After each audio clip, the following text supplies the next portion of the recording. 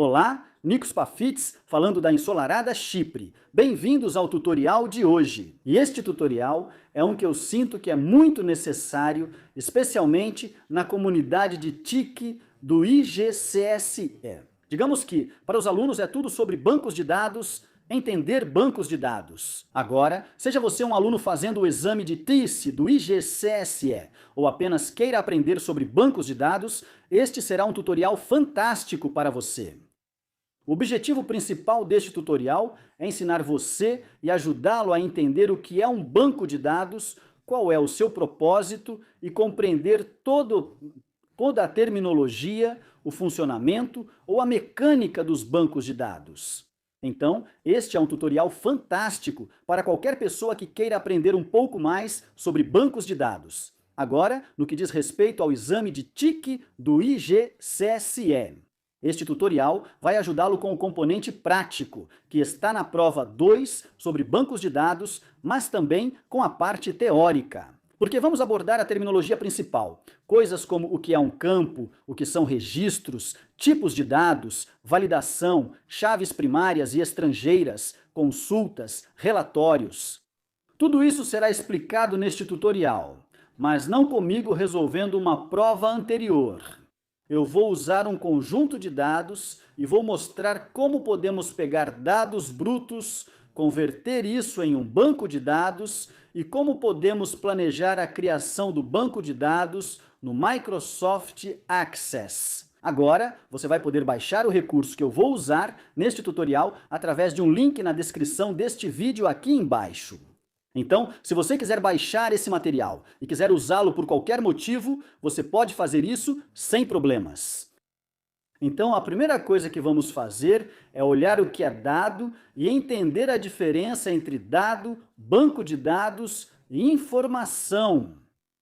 No fim do tutorial, após explicar os principais termos, usarei um conjunto de dados no Excel para demonstrar. Eu vou criar o banco de dados que venho construindo ao longo do tutorial, vou criá-lo no Access. Assim, você pode ver tudo se encaixando direitinho. Espero que este tutorial seja útil para você, seja profissional, estudante ou queira aprender sobre bancos de dados. E se você aprender algo novo e gostar deste tutorial, você já sabe o que fazer. Não esqueça de curtir e se inscrever. Agora vamos começar este tutorial, beleza? Então, a primeira coisa que precisamos fazer é entender o que são dados. Depois vamos ver o que é um banco de dados. E então, o que é informação. Porque existe muita confusão quando se trata de entender o que são dados e informação. E qual é a diferença entre eles. Então, antes de tudo, eu tenho esta planilha aqui, que está aberta agora nesta tabela. Essa é a planilha que você pode baixar pelo link na descrição do vídeo. Então, esta primeira planilha é sobre dados, e eu coloquei esse título no topo. Dados não significam nada e são inúteis, e essencialmente isso é verdade. Então, se olharmos para esses dados aqui, eles não fazem absolutamente nenhum sentido. Não há organização e não há como saber do que se trata esses dados.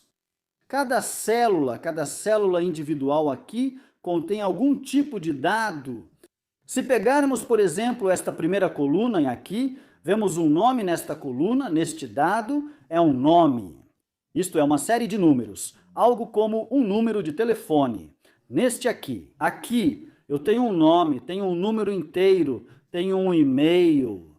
Então, e não faz absolutamente nenhum sentido, e não tem como saber o que esse nome aqui significa. David Watt? Quem é David?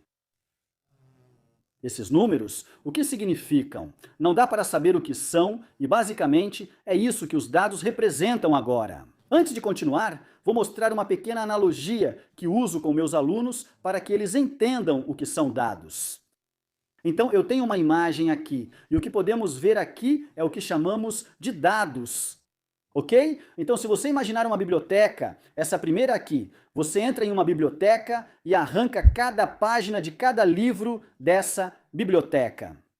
E você joga tudo em uma grande pilha no chão, no meio da biblioteca. O que você tem agora nessa grande pilha é inútil, mas ainda é dado. Você não perdeu nenhum dado.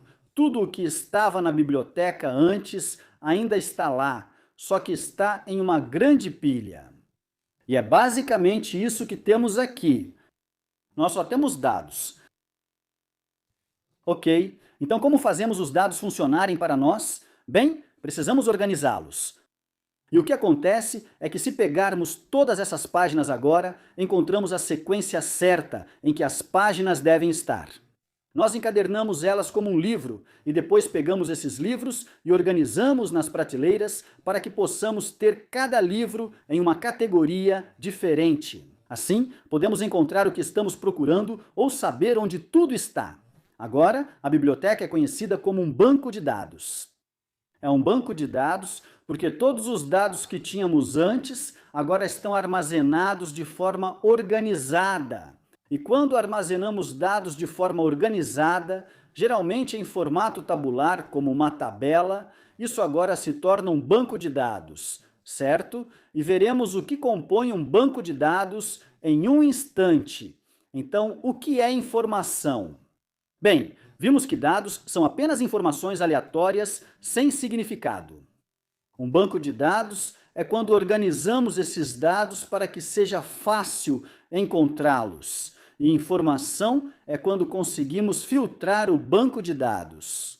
Então, se eu puder ir à minha biblioteca e, digamos, quiser aprender sobre amplitude, modulação ou sinais AM, eu irei à biblioteca. Eu vou para a seção específica que tem a ver com tecnologia, vou olhar na prateleira específica, encontrar aquele livro específico e, nesse livro específico, eu vou olhar no índice do livro e vou encontrar em qual página está o que eu preciso saber sobre modulação de amplitude. Quando eu vou para essa página, o que eu encontro, e aqui está, aqui é conhecido como, ali está a minha informação, essa é a informação que é útil para mim, para você. Isso não serve para nada. Você vai à biblioteca e digamos que você queira aprender sobre o planeta Marte, então você vai entrar na biblioteca. O banco de dados.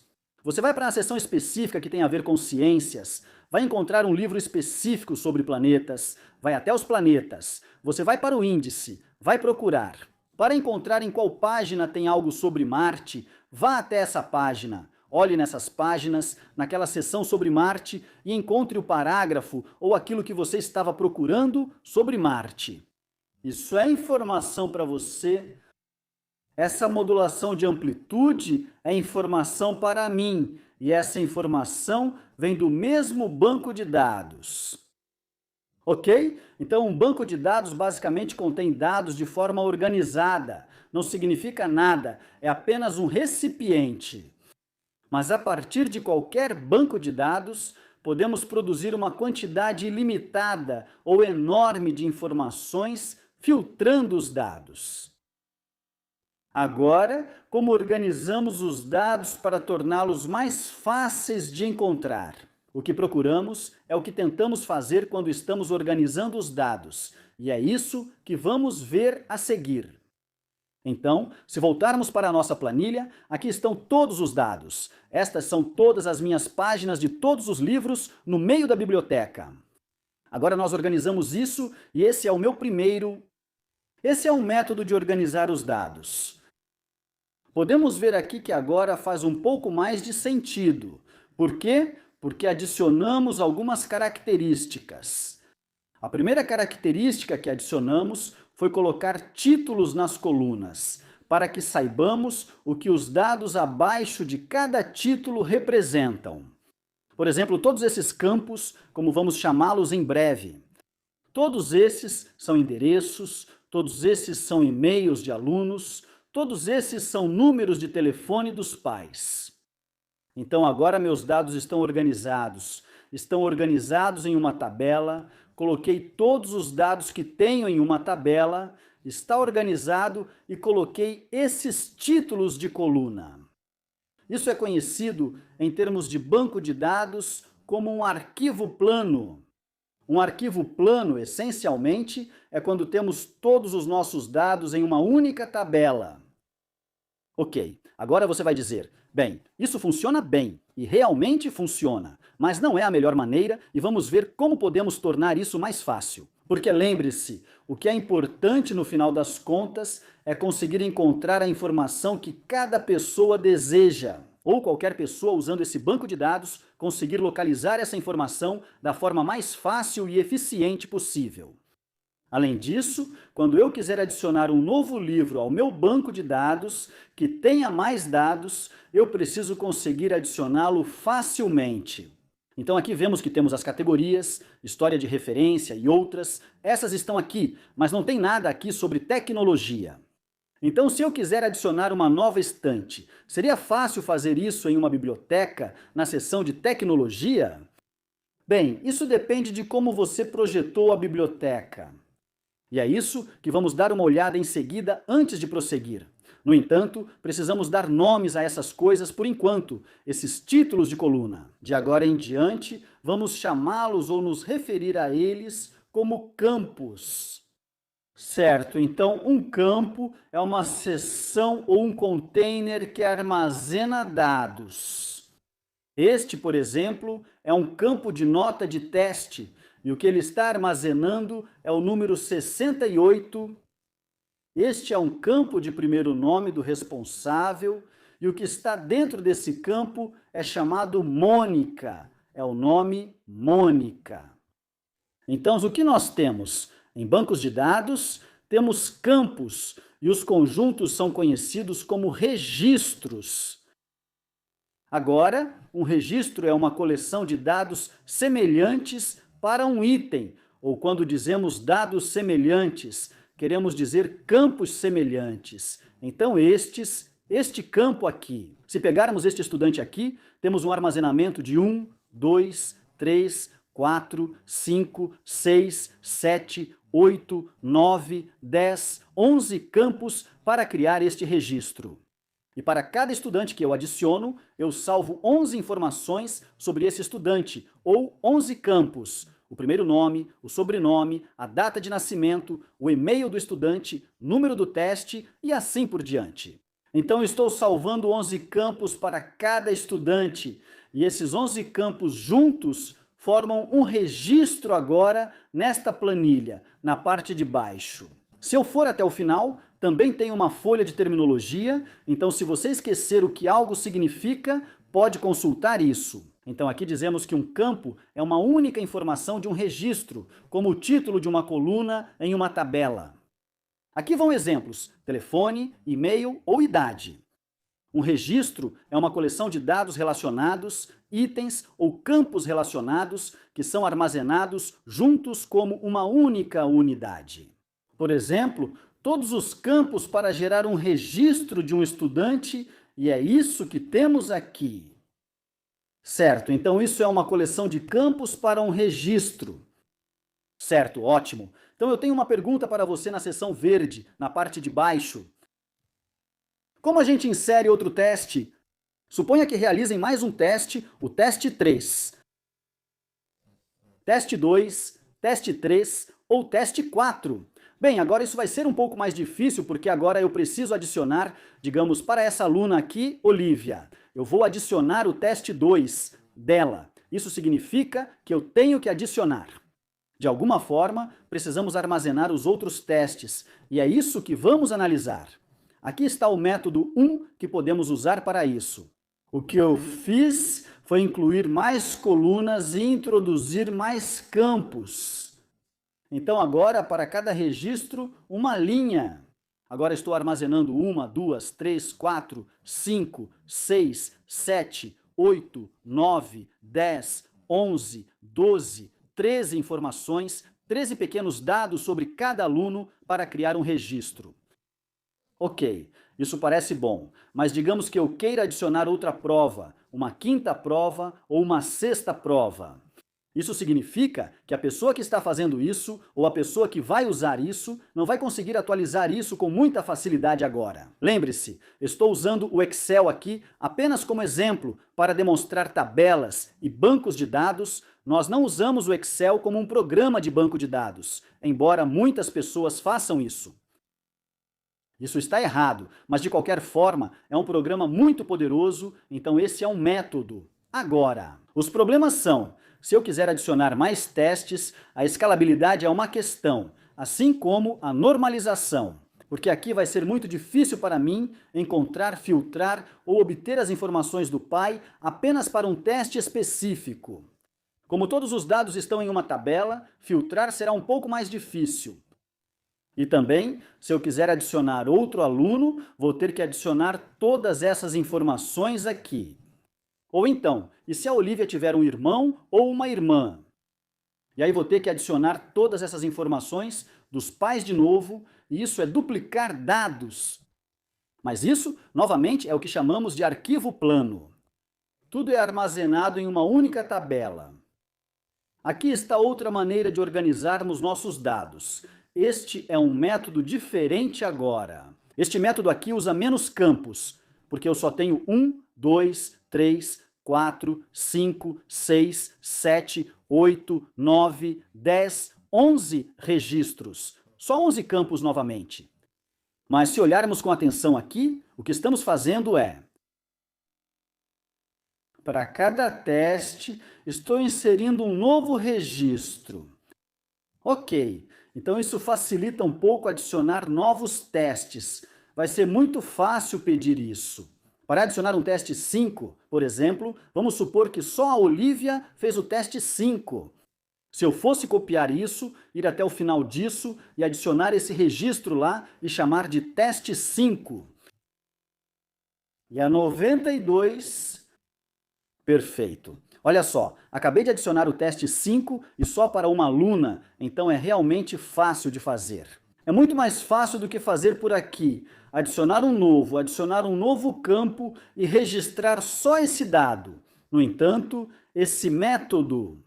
O problema é que, quando adicionei o próximo registro para Olivia com o teste 5, também incluí um monte de dados duplicados, ou seja, todas as informações pessoais dela aqui e todas as informações dos pais e endereço ali. Então agora eu tenho dados duplicados.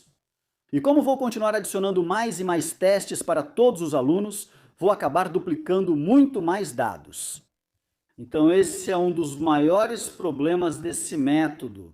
Apesar de ser um arquivo plano, na seção laranja abaixo identifiquei os problemas.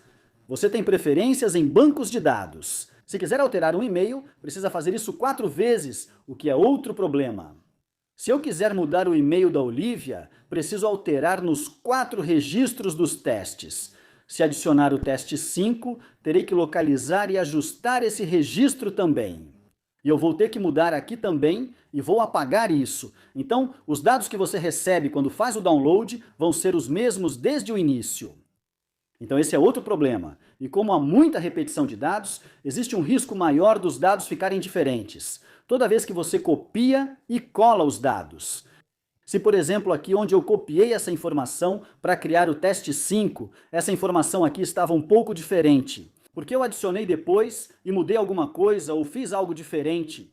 Existe um risco maior de desinformação ou de incompatibilidade de dados ali. Beleza? Ao inserir uma nota de teste única, precisamos repetir todos os dados, causando muita duplicação. Agora, muita gente diz que o maior problema com a duplicação de dados é a velocidade. Quando você está procurando por itens, isso na verdade não é o caso. A menos que você tenha centenas de milhares de registros, os dispositivos atuais são tão rápidos que muita duplicação de dados não faz diferença. Isso realmente não vai afetar a velocidade com que ele vai encontrar ou produzir informações, porque os processos são muito rápidos. Como falei, os principais problemas são os que identifiquei na seção laranja.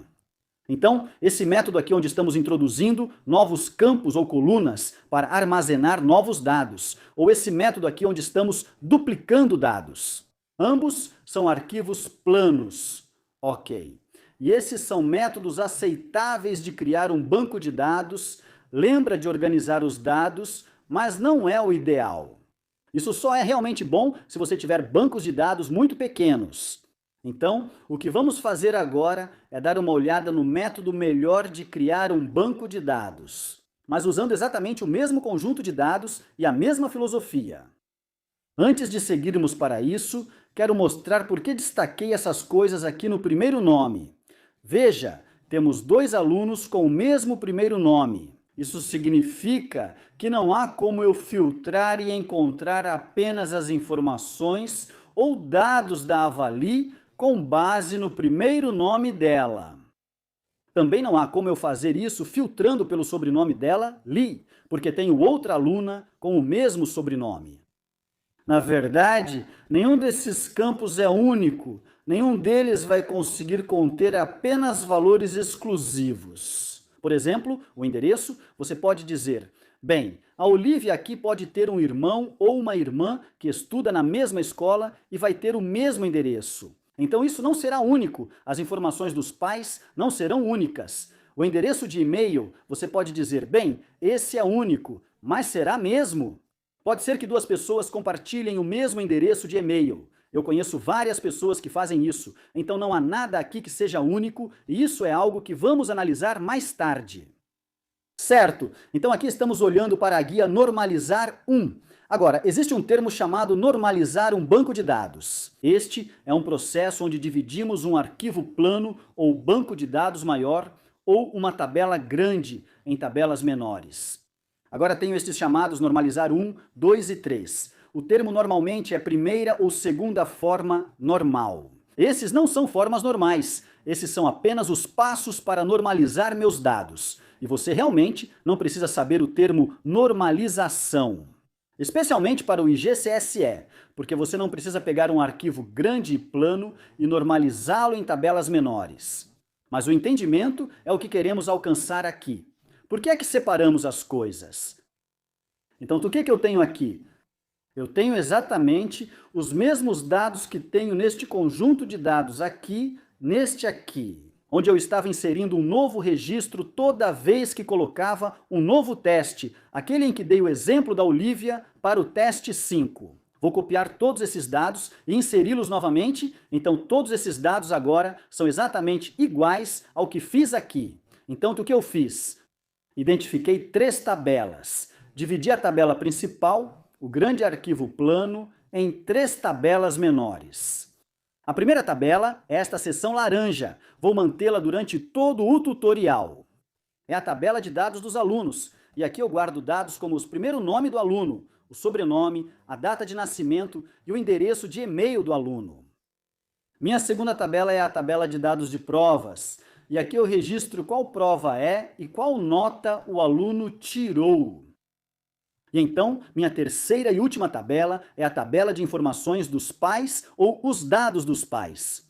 E aqui eu guardo informações sobre o primeiro nome do responsável, o sobrenome, o e-mail do responsável, o número de contato e o endereço deles.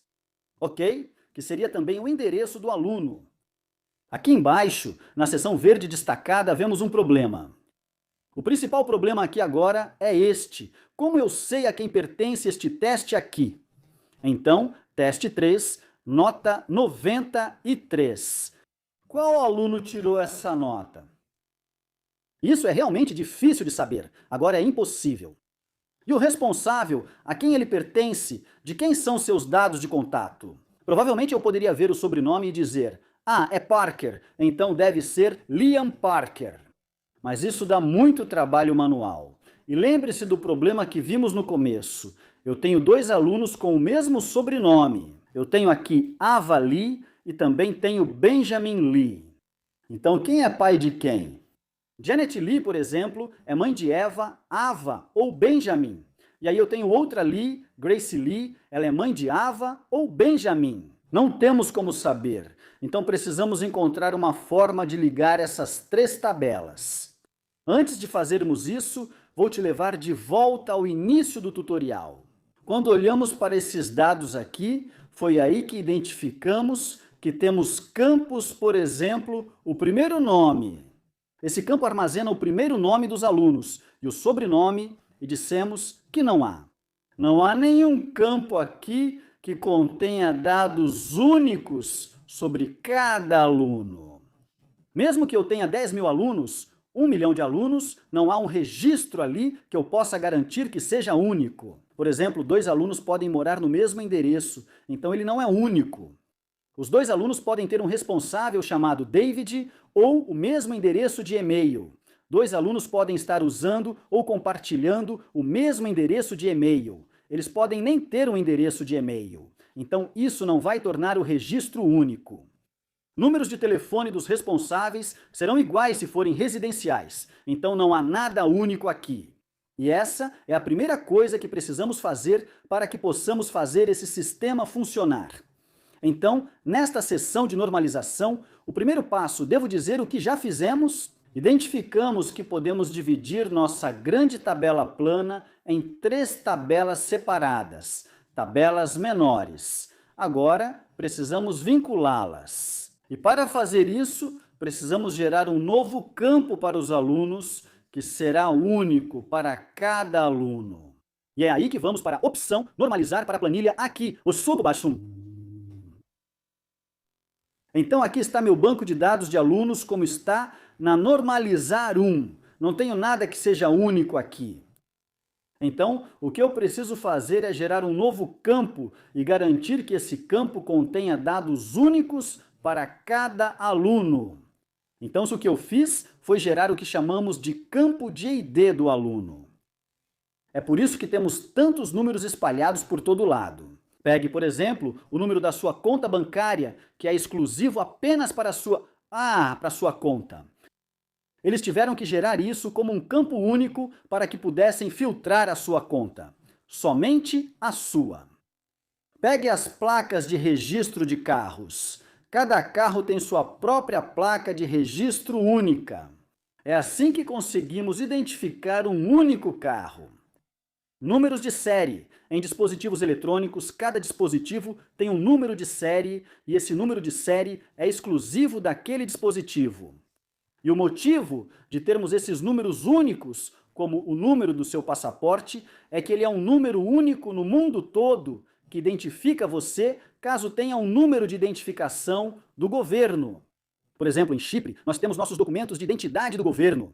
O número do documento de identidade do governo é único para mim, mas apenas no banco de dados de Chipre, se você pegar o meu número de identidade do governo de Chipre e pesquisá-lo. Na Índia, por exemplo, com documentos do governo, é possível localizar alguém, pois eles têm seu próprio banco de dados.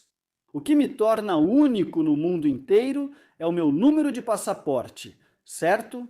Então, para cada banco de dados, precisamos ser capazes de identificar um único registro. Isso significa que temos que gerar um campo que contenha dados únicos para cada registro. E foi isso que eu fiz aqui. Então adicionei outro campo ao meu banco de dados de alunos, a minha tabela de alunos. Posso dizer assim? Isso é único? Se eu tentar adicionar outro exatamente igual, meu banco de dados deve dizer que isso não é permitido. Esse número de identificação do aluno já existe e pertence a outra pessoa, você precisa usar um diferente, e isso garante que meus números sejam únicos. Esse campo único é conhecido como o campo de chave primária da minha tabela.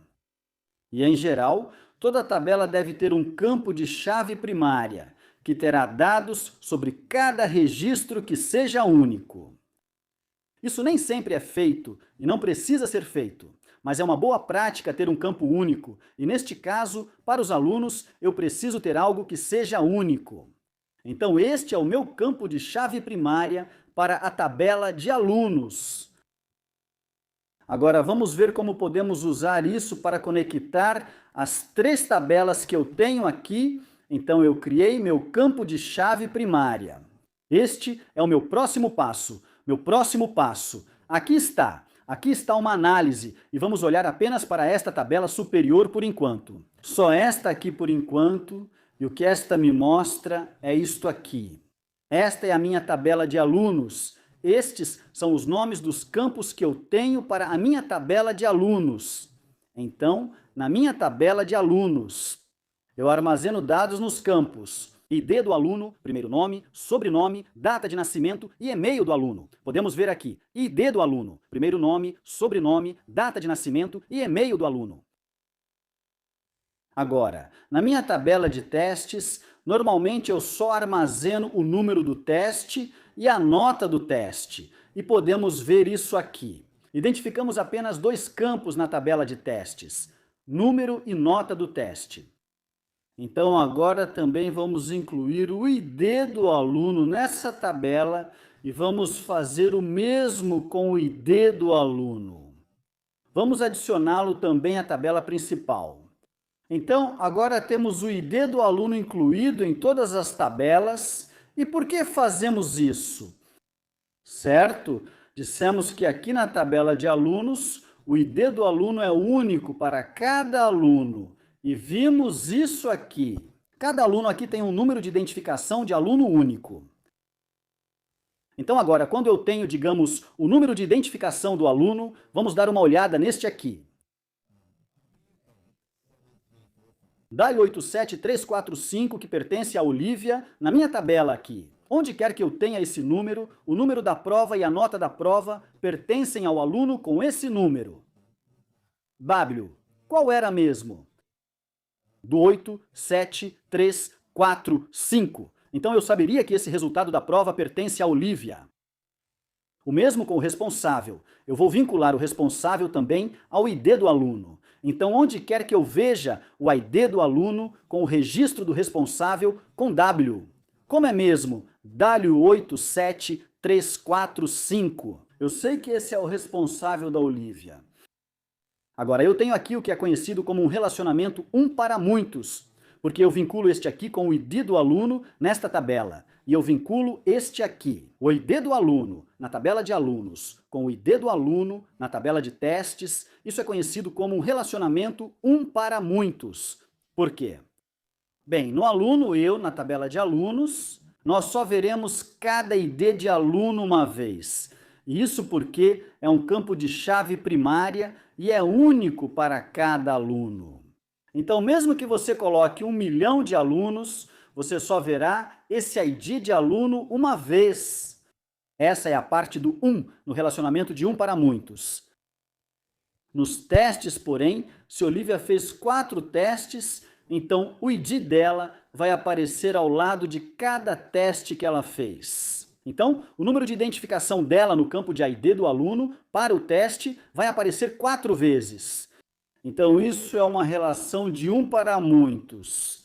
Aqui, a chave primária ou o ID do aluno só aparece uma vez, mas nessa tabela você pode ver esse ID do aluno várias vezes. O mesmo acontece com a tabela dos pais. Se colocarmos tanto a mãe quanto o pai de Olivia, por exemplo, então no ID do aluno. Para as informações dos alunos, veremos o número de identificação dela apenas uma vez nessa tabela, mas na tabela dos pais, veremos esse número 2 vezes, várias vezes. Uma vez para o pai, uma vez para a mãe, e isso vai ligar a mãe e o pai a Olivia. Isso é o que significa um relacionamento de um para muitos. Como falei, criarei esse banco de dados no Access para mostrar como isso funciona. O que é essa tabela abaixo? Bem, nomes de campos em um banco de dados não podem ter espaços. Agora, eu estava usando o estudante espaço, ID, teste, espaço número, teste espaço, nota, data de nascimento, com espaços. Quando estamos criando um banco de dados, os nomes dos campos não podem, porque eles não são cabeçalhos de coluna, eles são campos. Eles são aquelas pequenas coisas que guardamos para cada um, lembra? Para cada aluno, se eu for para este aqui, vou salvar aqui 11 campos, vou salvar no campo do primeiro nome, Ava, no campo do sobrenome, Li, a data de nascimento, isso. E assim, para cada registro, vou salvar 11 campos nesta tabela específica. Então, para cada aluno, precisamos ter esse campo. Então, os nomes dos campos não podem ter espaços. Então, nós criamos. E uma boa prática é, se você quiser conseguir ler como normalmente leria, então pode começar a primeira letra de cada palavra com letra maiúscula. Isso facilita a leitura. Então, tudo o que eu fiz aqui foi exatamente as mesmas tabelas, só que eu mudei os nomes dos meus campos para Stuid. Número do teste. Você pode ver que NUME começa com letra maiúscula, e isso só me diz que tipo de dado esse campo está armazenando. Teste, nota, data de nascimento, e-mail, primeiro nome. Agora eu tenho isso com uma letra maiúscula, o I. Eu quero isso com letra minúscula para facilitar a leitura. Certo? E agora nenhum desses tem espaços embaixo. Eu tenho uma explicação para você, para cada um. O campo de ID do estudante na tabela de testes serve para ligar o estudante aos resultados. Isso é o que explicamos, certo?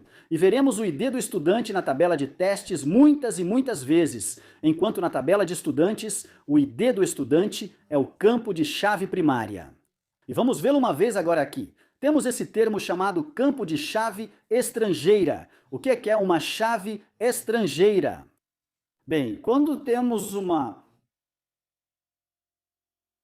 campo que é uma chave primária em uma tabela, como o ID do aluno, e que se conecta a outro campo com o mesmo tipo de dado em outra tabela. Quando não é uma chave primária, então o ID do aluno aqui na tabela de testes não é uma chave primária, porque ele aparece muitas vezes, então esse é conhecido como uma chave estrangeira, igual ao ID do aluno aqui na tabela principal.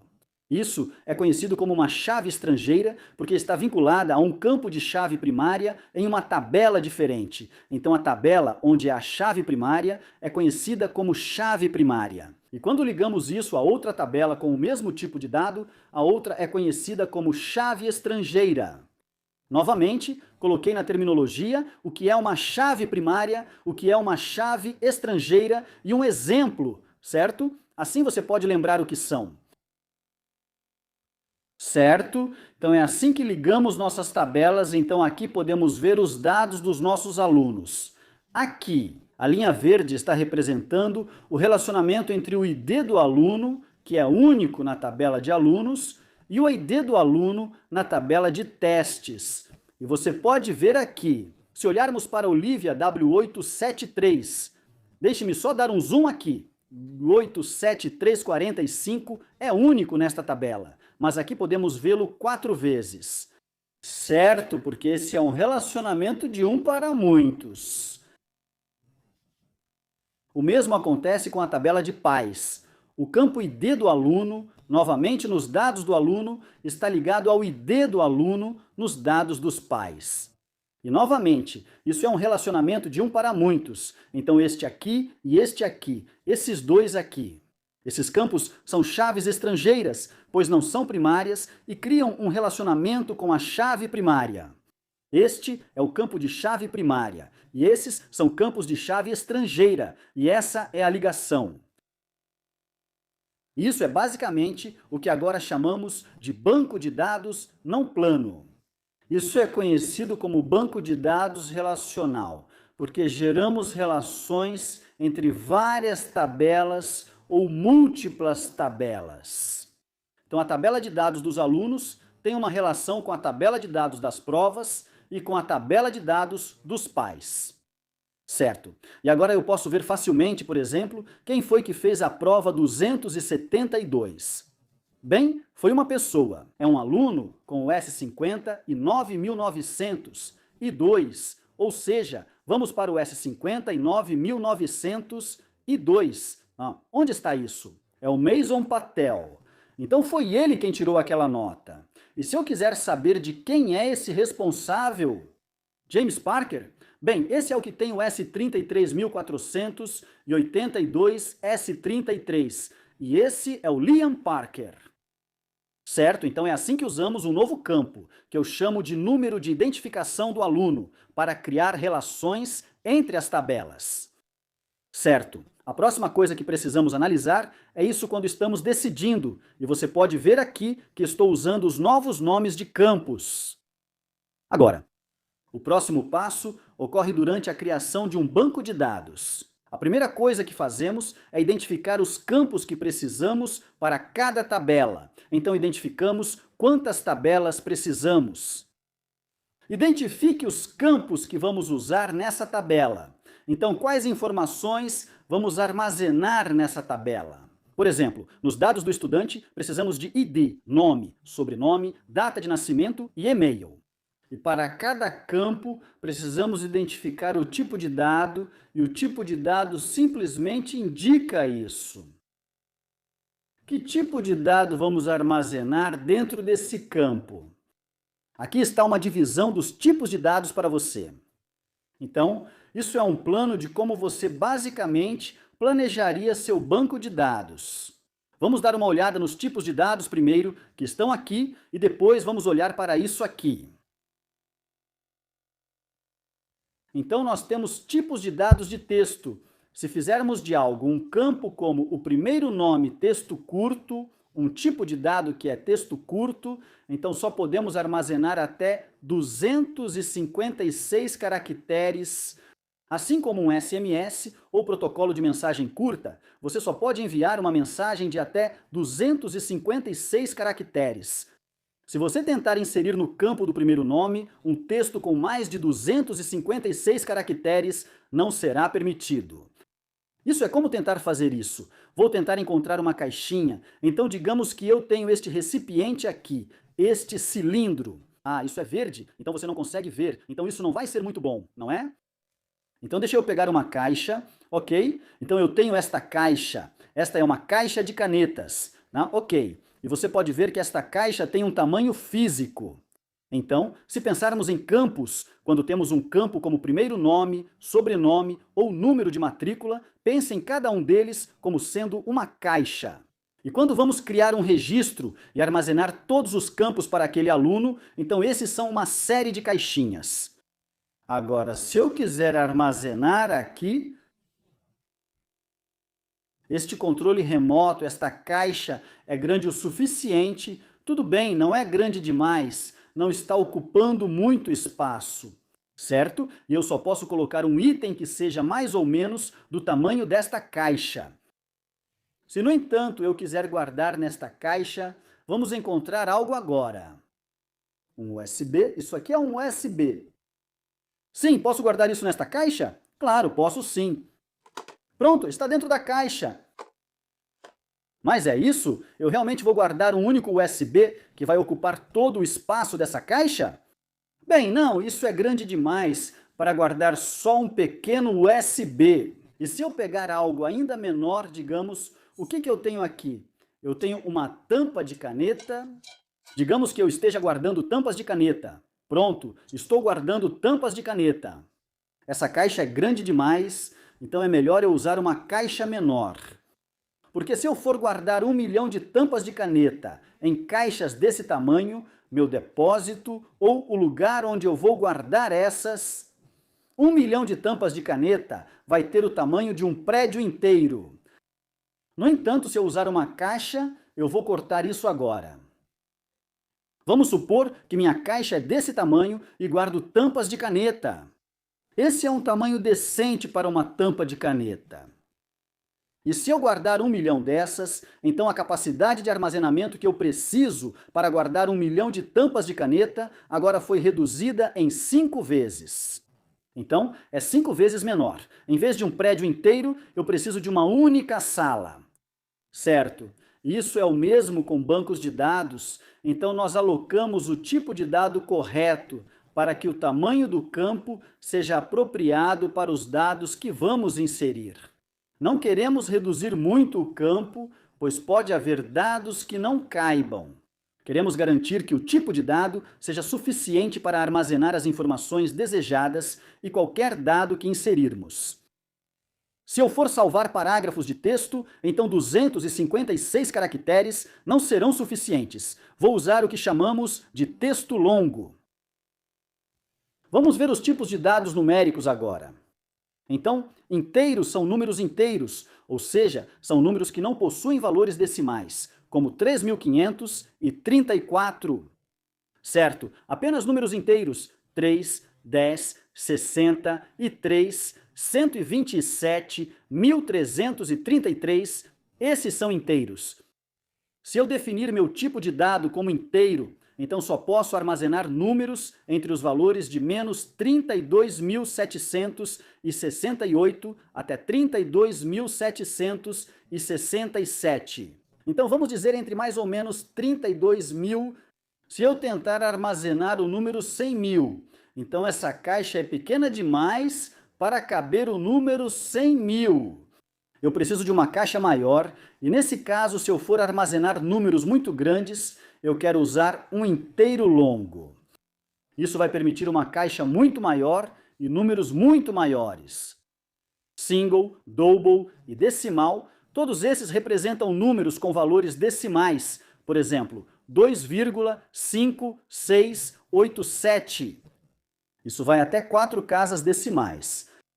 Então, um single permite até 7 dígitos de precisão ou 7 casas decimais, um double até 15 e um decimal até 28. Para fins de GCSE, eles nunca vão te dar nada que exija mais do que 7 dígitos de precisão. Sem chance. Então, do que fazemos, o que vamos escolher? Bem, para ficar seguro, porque quando estamos importando nossos dados nos exames de IGCSE, de TIC, não sabemos que tipo de inteiros ou que números existem. Então, para garantir, sempre vamos usar inteiro longo para os números inteiros e vamos usar double para os valores decimais. Isso vai garantir qualquer dado que esteja naquele CSV que vamos importar. Vai caber nessas caixas, ok? Porque um inteiro longo pode armazenar números enormes e eles não vão te dar números tão grandes assim. Ok. Booleano, agora booleano, vamos só expandir isso. Booleano é um campo de sim ou não, ou verdadeiro ou falso. Na verdade, quando é para indicar se um item foi vendido, você tem um campo chamado vendido e coloca sim ou não. Na verdade, ele não salva a palavra sim, porque se estivesse salvando a palavra sim, então o tipo de dado para vendido, o campo vendido. Você colocaria como texto curto, porque na verdade ele está salvando o texto, é isso que ele realmente salva. Quando você cria um campo, um tipo de dado booleano ou um campo sim, não, ele na verdade salva apenas um único número, um -1 ou um 0. Ok? Então o -1 representa sim ou verdadeiro, e o 0 representa falso ou não. Então isso significa que você está usando uma caixa, que é extremamente pequena, porque você só precisa armazenar um byte ali, um valor ali.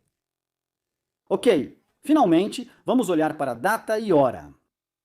Na verdade, tem o outro aqui, vou adicionar agora. Também temos moeda, ok para o numérico, então vou adicionar moeda aqui para ficar completo agora. Moeda. Sempre que você salva algo como moeda, ele sempre vai salvar o valor com 2 casas decimais. Então ele adiciona isso automaticamente. Ok? Então, se por exemplo o seu número for 2,30, você pode ver que até no Excel ele muda isso para 2,3. Mas se eu disser que isso é moeda, ele vai armazenar com 2 casas decimais, porque 2,3 e 2 libras e 30 são 2 coisas diferentes. Então, se você disser que algo é moeda, ele não vai cortar aquele 0 ali e sempre vai mostrar com 2 casas decimais. Se você sabe que algo é moeda, você aguarda como moeda. Ok, booleano, já falamos sobre data e hora. Agora, data e hora. Aqui é preciso ter cuidado com data e hora, pois depende das configurações regionais do computador. Mas, em geral, você tem esses códigos D, D, M, M, A. Isso é conhecido como data curta. E você tem um separador com a barra. Então, se você usar uma barra, ele vai usar uma barra. Se você colocar DMA, então ele vai mostrar o ano completo, com 4 dígitos, porque você colocou 4 letras A ali. Se você quiser traços e quiser uma data média, então você tem essa aqui, DMA. Isso vai te dar uma parte do mês, não o mês inteiro, e aí você tem a data longa, que mostra o mês completo, outubro, em vez de Alt. Se você fosse escrever essa data, por exemplo, assim...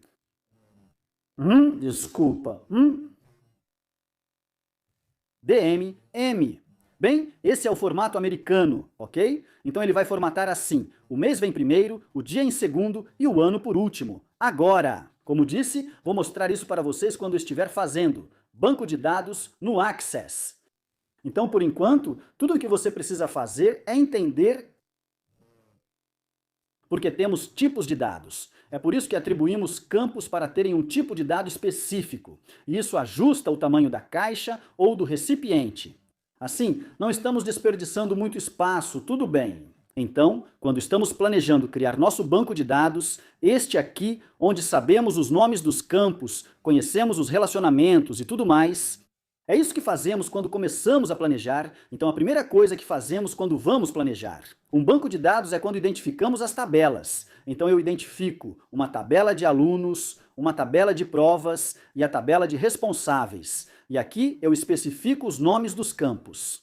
Esses vão representar os dados que vou armazenar para cada registro na tabela de alunos. Para cada aluno, vou salvar ID, nome, sobrenome, data de nascimento e e-mail. Ao lado de cada um, vou escrever qual tipo de dado cada campo vai ser. Então, para o ID do aluno, eu quero texto curto. Por quê? Porque meu ID do aluno começa com uma letra seguida de números, então não dá para considerar número por ter letras. Normalmente, só transformamos algo em valor numérico se for usado em cálculos e não vamos usar o ID do aluno.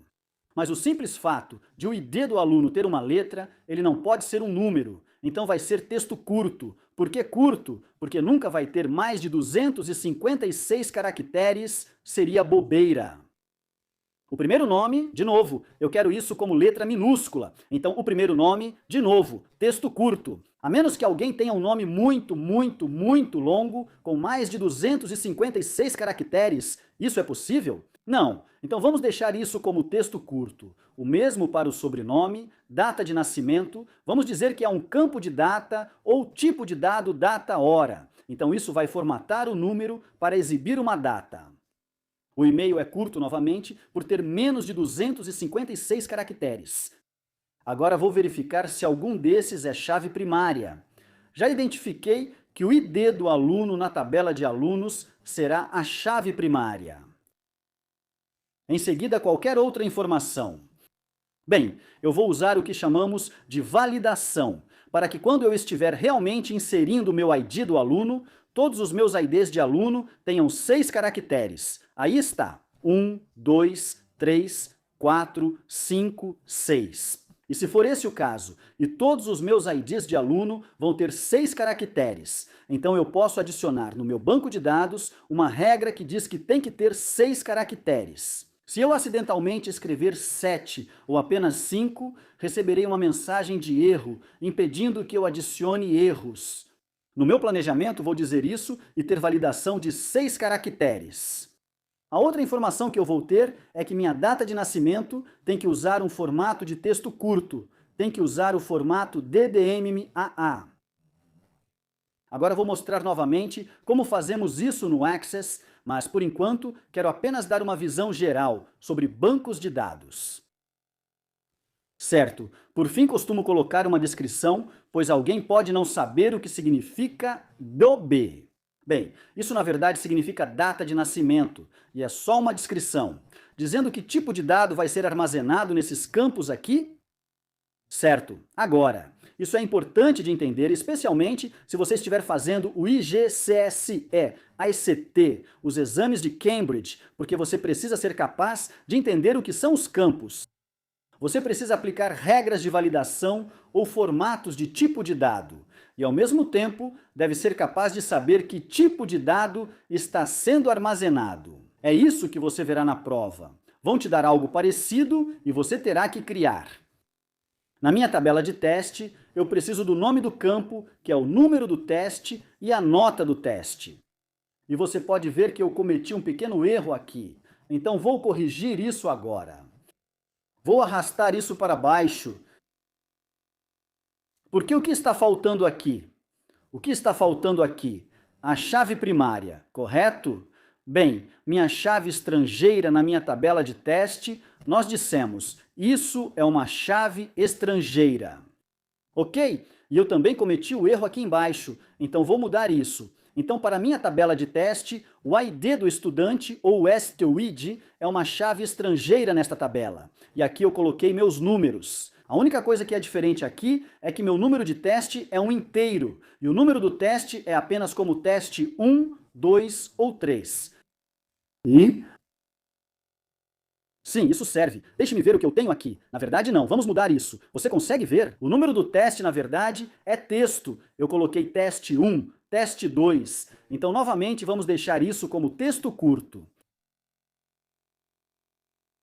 Ok, e minha nota do teste é um número, é um inteiro.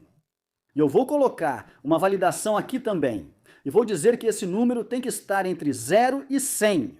E o motivo de eu estar fazendo isso é porque caso eu digite algo errado por acidente, por exemplo, se eu digitar 1000 em vez de 100, vai me dar uma mensagem de erro. Então isso vai me impedir de cometer erros.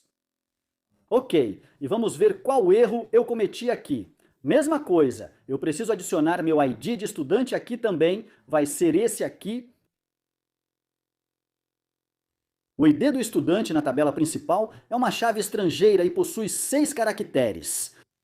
Para meu telefone, adicionei outra validação. Números de telefone sempre são inseridos como texto. O motivo é que números de telefone nunca serão usados em cálculos e podem começar com 0. Se eles tiverem um código de descagem internacional, como o de Chipre, é 00357. Os Estados Unidos usam 001 ou podem começar com o sinal de mais para número internacional. Então sempre colocamos como texto curto e se olharmos para os nossos dados, nossos números de telefone aqui dos pais têm esses traços. Eles realmente têm 12 caracteres, então é 1, 2, 3, 4, 5, 6, 7, 8, 9, 10, 11, 12. Então, vou definir essa regra de validação. Ela precisa ter 12 caracteres ou, no máximo, 12 caracteres. Não pode ser mais do que isso. Ok. Então, esse é o meu planejamento, certo? O que vimos até agora, nós começamos. Vamos fazer um breve resumo aqui. Nós começamos com dados todos misturados. Depois, nós transformamos isso em dados organizados, que agora se tornam um banco de dados, porque os dados estão organizados. Isso é chamado de arquivo flat, pois tudo fica junto. Se quisermos adicionar dados, temos duas opções. Podemos continuar adicionando novos campos, ou em outras palavras, colunas aqui, ou podemos adicionar novos registros para cada novo. Então, para o teste 5, adicionamos um novo. Depois vimos que um método melhor é dividir nossa grande tabela flat em tabelas menores e diferentes, em 3 tabelas menores. E para fazer isso, precisamos ser capazes de identificar algo que vá ligar todas as tabelas. Então identificamos algo que era único para a tabela de alunos e dissemos: esse vai ser o nosso número de identificação do aluno, e cada aluno tem um número único. Usamos esse número para ligar as outras duas tabelas aos alunos. Então, o ID do aluno na tabela de alunos é único. É um campo de chave primária, e isso vai se ligar ao ID do aluno. Nas outras duas tabelas, esses são conhecidos como chaves estrangeiras. Este aqui na tabela de alunos é conhecido como chave primária.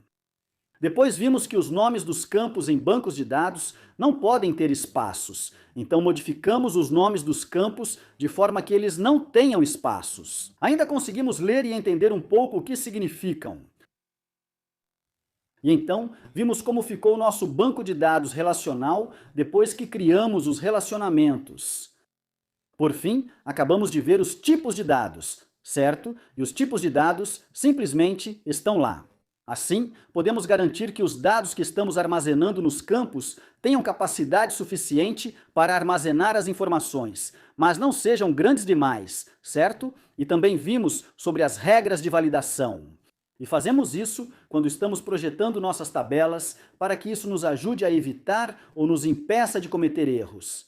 Certo? Tudo bem. A última coisa que precisamos saber sobre bancos de dados é, depois que juntamos tudo isso, o que fazemos com isso? Qual é o objetivo disso?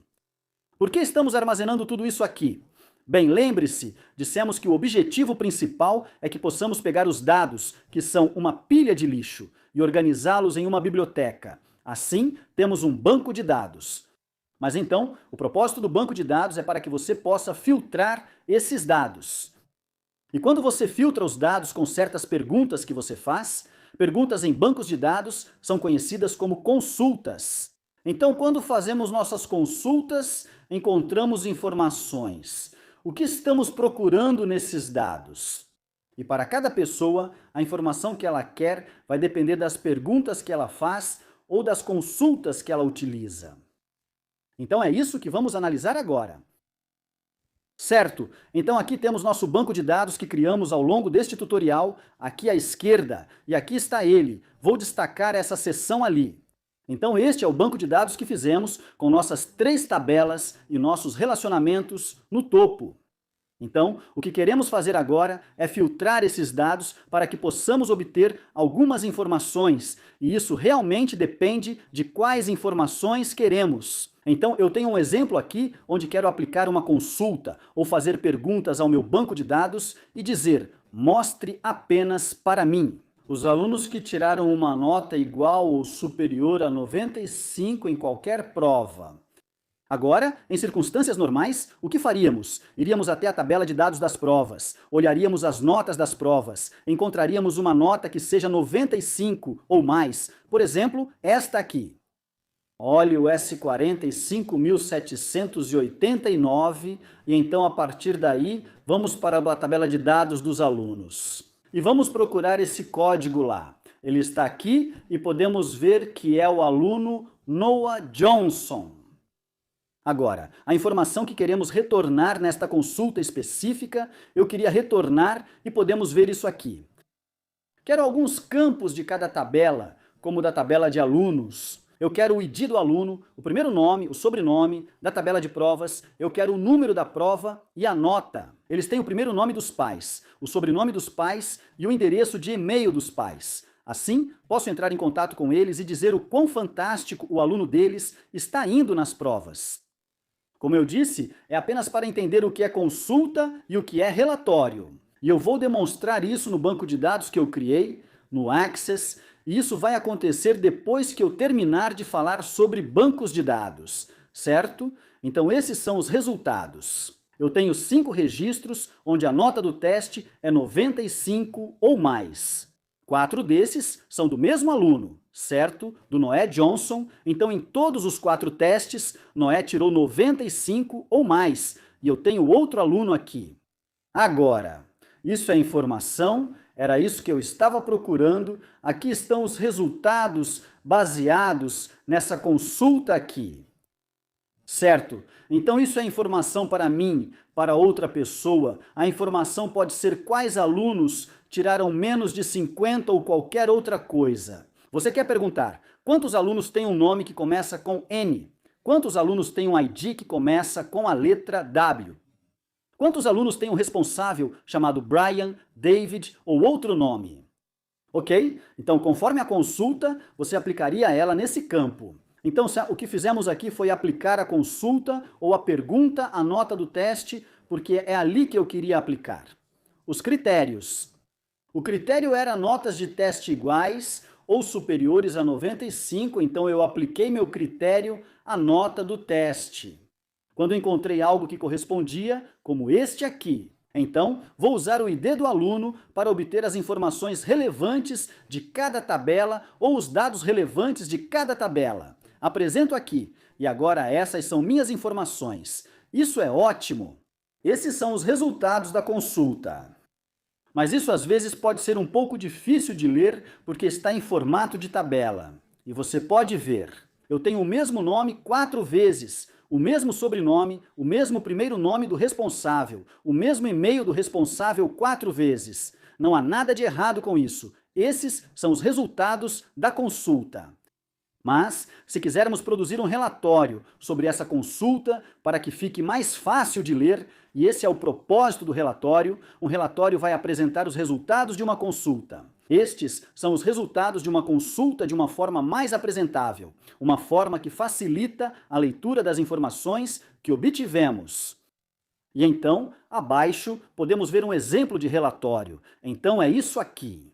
Os resultados dessa consulta agora estão representados em uma estrutura de relatório como um boletim. Eu posso ver que tenho no meu relatório essa área sombreada em cinza. Aqui eu tenho um título que me diz qual é a informação contida nesse relatório. Por exemplo, alunos que tiraram 95 ou mais na prova, posso incluir isso no meu relatório. Eu tenho o nome do aluno e todas as provas, além da nota que ele tirou em cada uma delas. E eu posso ver que Noé teve 4 provas com nota 95 ou mais. E aqui embaixo eu tenho o nome do responsável e o e-mail do responsável apenas uma vez. O próximo item no meu relatório é o próximo aluno. Então, Elias aqui tirou 95 na prova 4. Esses são os responsáveis e seus detalhes. E no meu relatório, eu também adicionei esses testes com nota 95 ou mais. São 2. Na verdade, está errado. Deveria ser 1, 2, 3, 4, 5. Então, há 5 testes em que uma nota de 95 ou mais foi alcançada. E é assim que o relatório fica. Então, o relatório simplesmente representa ou exibe os resultados de uma consulta de uma forma mais apresentável. Ele não faz nada, é apenas para que você possa ler os dados com mais facilidade e você vai imprimir o relatório. Agora, se o meu banco de dados ou os dados no meu banco de dados mudarem ou mudam, por exemplo, se não é agora, que é 789. Então vamos lá, este aqui. Vamos supor no teste 1, onde ele tirou 95. Eu digo, opa, desculpa, houve um erro aqui, ele não tirou 95. Na verdade foi 93. Então, se eu mudar isso para 93 agora, os resultados da minha consulta, quando eu rodar minha consulta de novo, vai remover esse daqui dali. Esses agora são meus resultados. Isso é o que vai ser exibido. Esses são os resultados da minha consulta. Então, minha consulta vai atualizar automaticamente de acordo com os dados que estão no banco de dados e meu relatório também vai mudar e ficar assim. Então, Noah Johnson agora só tem 95 ou mais no teste 2, 3 e 4. Ok, o outro sumiu porque é menor que 95. Então, o que entendemos disso é o seguinte, eu só vou desfazer isso para você não se confundir. Pronto? Ok. Então, o que você precisa entender aqui é que quando esses dados aqui, lá no banco de dados, mudam, toda vez que executamos a consulta, ela vai consultar o banco de dados e retornar os resultados com base no estado do banco de dados no momento em que você executaria a consulta. Então, se algo mudar na tabela, no banco de dados, em qualquer tabela do banco de dados, que afete os critérios, que afete a consulta, então os resultados aqui também vão mudar. E o seu relatório também vai mudar quando você abri-lo. Porque o seu relatório vai executar a consulta primeiro e, com base nos resultados da consulta, o relatório vai exibir as informações. Então é isso, a parte de consulta e relatório. Bem, na verdade, é a consulta mesmo. Aplicamos critérios ao nosso banco de dados, os resultados desses critérios ou das perguntas são exibidos como resultados, que são informações. E então, essas informações, se quisermos, podemos apresentá-las de uma forma mais apresentável. Em um relatório, pode ser em vez de um relatório. Podemos produzir etiquetas. Você provavelmente já viu isso se for aluno do IGCSE, certo? Então você pode querer produzir etiquetas, imprimir etiquetas para colocar em envelopes e enviar, ou talvez queira produzir boletins escolares. Este, por exemplo, é um boletim escolar, e o próximo relatório é outro boletim escolar. Certo, então tudo se resume ao que você quer fazer com as informações que recebeu. Como você apresenta depende de você, mas o importante é que os critérios da consulta vão determinar os resultados, que é a informação, como você vai apresentar isso, fica a seu critério. Pode ser em forma de relatório, etiquetas, ou você pode simplesmente deixar assim. Isso é conhecido como um extrato. Então, se você simplesmente salvar assim, copiar e colar isso, por exemplo, e colar em um documento do Word, isso é conhecido como um extrato. Certo? Agora, isso é tudo no que diz respeito a bancos de dados. E a última planilha que eu tenho aqui para você é a de terminologia. Esses são os termos de hoje: campo, registro, tabela, chave primária, chave estrangeira, relacionamento, tipo de dado e validação. Você já sabe o significado desses termos, mas, se esquecer, a terminologia está aqui. A próxima parte deste tutorial vai ser eu gerando esse banco de dados e também gerando esses dados. Não vou inserir dados, apenas gerar a estrutura para colocar dados, se quiser. E para fazer isso, eu vou usar esse plano que eu tinha aqui. Esta é a estrutura das minhas 3 tabelas, e é isso que eu vou usar para criar meu banco de dados no Access. Beleza, pessoal? O que vamos fazer agora? Vamos gerar esse banco de dados no Access. Já temos o design pronto. Eu tenho as 3 tabelas que quero criar. Eu identifiquei os nomes dos meus campos, identifiquei os tipos de dados, identifiquei as regras de validação, também identifiquei meus campos de chave primária e meus campos de chave estrangeira. Então agora eu tenho tudo o que preciso para poder gerar meu banco de dados. Então vamos começar com isso. Tenho uma pasta vazia aqui, vou clicar com o botão direito e selecionar Novo. Eu vou criar um novo banco de dados do Microsoft Access, vou dar um nome para ele. Vou chamar de StudB, de banco de dados de estudantes, e então vou pressionar Enter e Enter de novo para abrir o Access. Beleza, então o Access abriu, está em branco, não tem absolutamente nenhum banco de dados aqui, nenhuma tabela.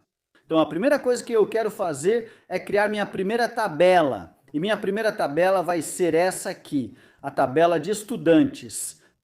E daqui eu posso ver, aqui estão os campos que eu quero, os nomes dos meus campos e os tipos de dados. Então vamos gerar isso agora no Access. O que eu vou fazer é ir em Criar, vou criar uma tabela, e isso abre a minha tabela. Ele adiciona automaticamente um campo chamado ID, e em seguida vou para o modo Design, visualizar acima. Vou dar um nome para a minha tabela, então vou chamar isso de tabela de alunos. E pressionar Enter. Ele já gerou esse campo, mas eu não quero. O Access cria automaticamente um campo e o define como chave primária. Sei que é uma chave primária porque há uma pequena chave ao lado do nome do campo, indicando o número automático. Então, toda vez que você adiciona um novo registro, ele vai adicionar um novo número nesse campo de chave primária, um número incremental, porque o Access gosta que todas as tabelas tenham um campo de chave primária. Bem, eu só vou clicar com o botão direito nisso para me livrar disso. Cortar sim, e eu vou começar do início. Então, meu primeiro campo vai ser meu ID do aluno. Lembre-se, os nomes dos seus campos não podem ter espaços. Meu tipo de dado vai ser texto curto, porque esse é o design que eu fiz e eu quero que esse seja a chave primária. Então aqui em cima, onde eu tenho essa pequena chave aqui, eu vou clicar nela. E isso vai colocar uma pequena chave bem aqui nessa aba amarela, significando que esse é um campo de chave primária. Meu próximo campo vai ser o primeiro nome. Então esse é o primeiro nome do estudante novamente, sem espaços. Já tenho o sobrenome, vou seguir, e estou só adicionando os nomes dos campos por enquanto. Depois eu tenho DOB, que é a data de nascimento, e agora eu tenho o e-mail novamente. Então, o ID do estudante é um texto curto, mas eu coloquei que meu ID de estudante deve ser apenas 6 caracteres. E a outra coisa que eu sei sobre meu ID de estudante principal é que ele é. Se olharmos para o nosso banco de dados aqui, podemos ver que o campo-chave sempre tem 6 caracteres. Começa com uma letra e depois 5 números. Então seria bom se criássemos o que chamamos de máscara de entrada. Isso vai impedir que o usuário cometa um erro. Quando eles estiverem inserindo o ID do estudante, isso vai forçá-los a começar com uma letra. Eles terão que colocar 5 números, não poderão pôr 4 ou 6. Vamos fazer isso agora. Então daqui, vou clicar no meu tipo de dado, o texto curto, e na parte de baixo eu posso ver o formato. A primeira coisa que eu quero fazer agora eu posso fazer duas coisas. Posso simplesmente virar e dizer, tira isso fora. E eu vou definir o tamanho como 6 caracteres. Então isso não vai me permitir colocar nada com mais de 6 caracteres. Mas esses caracteres podem ser números e letras. Então vamos deixar assim por enquanto. Agora, eu vou criar o que chamamos de máscara de entrada. E isso vai estruturar o que pode ser usado ou o que o usuário pode digitar. Se eu selecionar a máscara de entrada e clicar no ponto, preciso salvar a tabela antes. Vou clicar em salvar. Após salvar, abrir o assistente para a máscara de entrada. Você tem algumas pré-definidas aqui que pode usar, mas eu vou apenas clicar em avançar para criar a minha própria e vou apagar essa máscara daqui. Agora eu quero o primeiro caractere que o usuário digitar. Tem que ser uma letra, não pode ser um número, e para isso eu vou usar um L. Agora, L significa letra, então isso não vai permitir que eles coloquem um número. E então eu quero 5 números. Agora você pode usar o 0 5 vezes. 1, 2, 3, 4, 5. Ou pode usar o 9. 1, 2, 3, 4, 5. A diferença entre esses dois é que se eu usar o 9 e colocar, digamos, a letra W, e então eu só colocar 3 números, ele vai permitir se eu usar zeros. E vamos ver isso. 1, 2, 3, 4, 5. Ele vai me obrigar a usar 5 números. Então, se eu tentar colocar só 4 números depois, não vai me deixar inserir os dados. Então é melhor que eu use os zeros agora. Se quiser saber mais sobre símbolos nas máscaras, pesquise rapidamente e encontrará vários símbolos e formatos. Basta conhecer o básico. No entanto, especialmente para o curso de ICT e GCSE, o placeholder é o quê? O que ele vai pedir, o que vai exibir para indicar ao usuário?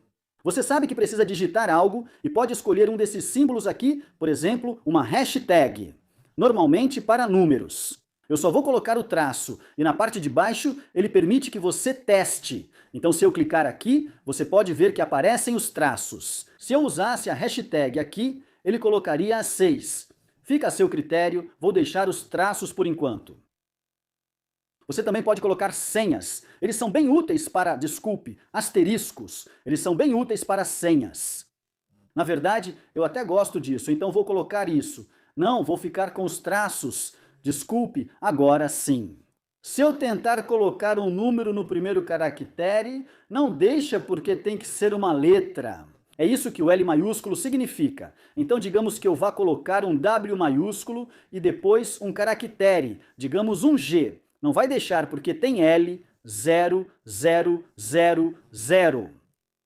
Ok, então preciso digitar números. Se eu colocar 6, 7, 7, 7 e não o último, tento passar para o próximo. Ele diz que eu não posso porque especifiquei que essa máscara quer uma letra e 5 números. Ele não vai permitir se eu colocar os 9 aqui. Vamos tirar isso.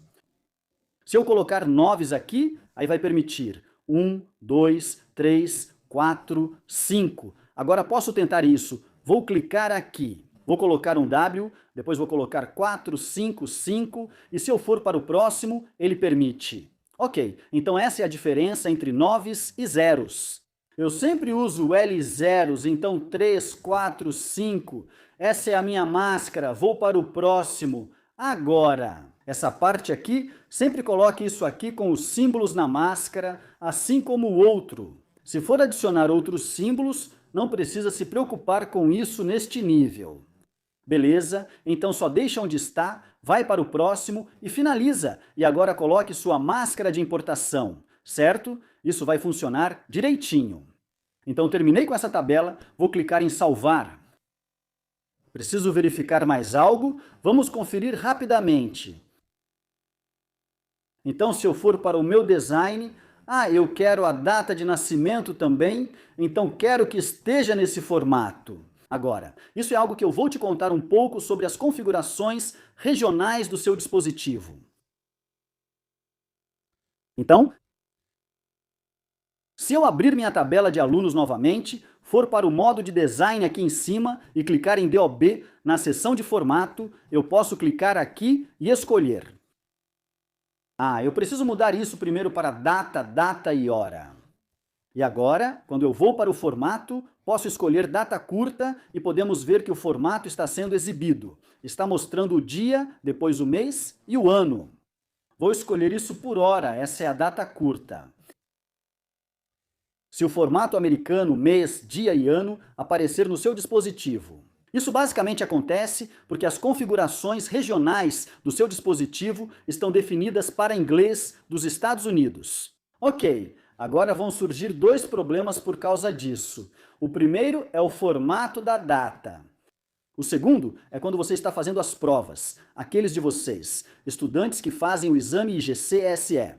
Quando tentam importar seus arquivos CSV, alguns de vocês recebem erros, não funciona. E o motivo é porque o arquivo CSV usa a vírgula para separar os campos. Mas se o seu dispositivo não estiver configurado para identificar a vírgula como separador, você vai acabar recebendo erros. Então é assim que você resolve esses dois problemas no seu Windows. Você vai clicar no Windows e digitar painel de controle. Você vai acessar o painel de controle. E aqui você vai escolher. Certifique-se de que está na categoria aqui. Exibir por ícones pequenos. Fica mais fácil assim. Esse é o método que eu uso nessa lista aqui. Agora você vai ver região, vamos clicar em região e você vai ver essa caixa de diálogo e pode conferir. O meu está em inglês do Reino Unido, você deve alterar suas configurações para esse idioma. Assim, a data curta e longa serão ajustadas automaticamente. Se, por exemplo, estiver em inglês dos Estados Unidos, você pode ver que agora está usando mês, dia, ano para a data curta. Certo? É aí que o problema aparece. Então vou mudar isso de volta para inglês do Reino Unido. Se você clicar em configurações adicionais, verá seu separador de listas. O meu é uma vírgula, e é por isso que funciona quando eu importo meus arquivos CSV, porque os arquivos CSV usam vírgulas para separar e ele identifica a vírgula. Se usar o formato americano, será o inglês dos Estados Unidos. Provavelmente você tem um símbolo diferente aqui, como um ponto e vírgula. E como seus arquivos CSV não têm um ponto e vírgula separando os campos, ele não consegue identificar e acaba dando erros. Então, a única coisa que você precisa fazer, se estiver fazendo as provas ou quiser praticar os exames nas configurações regionais, é mudar o formato para inglês do Reino Unido. Aplique as alterações, clique em OK, e isso vai resolver esses problemas. Seus formatos de data em todos os seus aplicativos, como Access, Word, Excel e tudo mais. Isso também resolve seu problema ao importar arquivos CSV, como tabelas no Access. Ok, então para data e hora eu coloquei como texto curto. O que mais eu tenho? Então eu já fiz o StuID aqui, já coloquei o primeiro nome e o sobrenome como texto curto. Data de nascimento coloquei como data curta, está no formato correto, e o e-mail como texto curto. Agora, a descrição você pode ou não adicionar, isso fica totalmente a seu critério. A descrição está lá para te ajudar a entender. Quando você olha para uma visualização de design da sua tabela, para saber o que cada campo significa, por exemplo, coisas como do, be, alguém pode não saber o que significa. Então você pode simplesmente dizer que isso é o estudante. Data de nascimento. Ok? Isso é apenas a descrição para dizer que tipo de dado é esse. Então ninguém vê isso. O usuário ela não vai ver. Só alguém que for entrar na visualização de design vai conseguir ver isso. Agora, no capítulo 7 de TIC e GCSE, o ciclo de vida do sistema fala sobre campos e tipos de dados. E esse é um importante. E lá, você também tem no final, o último capítulo é a documentação. E você tem o manual do usuário e o manual técnico, ou a documentação técnica. Na documentação técnica, você vai ter essa tabela, que basicamente mostra a estrutura de cada tabela e dá uma explicação ou descrição. Por exemplo, no campo de nota, que deve ser entre 0 e 100, se alguém tenta colocar 105 porque o aluno ganhou pontos extras, o sistema não permite. Então o técnico vai poder ir e ver isso no manual técnico. Existe uma regra de validação e essa regra está impedindo que o número 105 seja aceito. O mesmo ocorre com os 6 dígitos do número de matrícula do aluno que deveriam ser alterados. 6 caracteres, sendo que o primeiro deve ser uma letra, então isso também deve ser incluído aqui. Isso é o que o manual técnico vai conter, ou uma das coisas que ele vai conter. Certo? Vamos voltar e concluir isso. Você vai colocar o resto das descrições aqui. Não vou perder tempo com isso.